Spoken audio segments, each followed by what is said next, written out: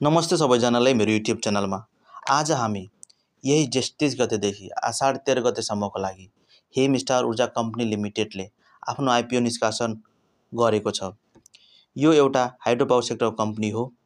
Hem star ऊर्जा company लिमिटेडले Nepal धितो पत्र बोर्डबाट 11 लाख 19,000 किता आइपिओ निष्कासन गर्न अनुमति पाएको थियो, जसमध्ये यसले पहिलो चरणमा नेपाल सरकारबाट श्रम स्वीकृति लिएर वैदेशिक रोजगारीमा गएका नेपालीहरूको लागि र आयोजनामा प्रभावित क्षेत्रका बासिन्दाहरूको लागि आइपिओ निष्कासन गरेको छ।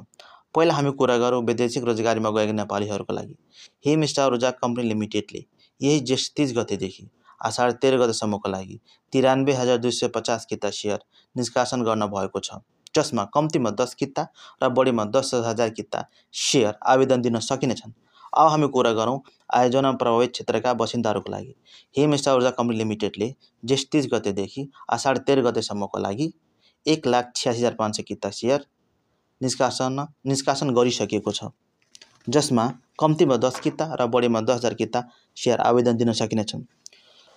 आयोजना प्रभावितका क्षेत्रहरू जस्तै ओखलढुङ्गा जिल्ला खिचडियाम्बा गाउँपालिकाका वार्ड नम्बर 8, साबिक मुसिङ्गा गाविसका सम्पूर्ण वडा, सोलुखुम्बु जिल्ला र लिखु पिके गापाका वार्ड नम्बर 2 र साबिक गोली गाविसका वार्ड नम्बर 1, 2, 3, 4, 5 ले आवेदन दिन सकिन्छन्।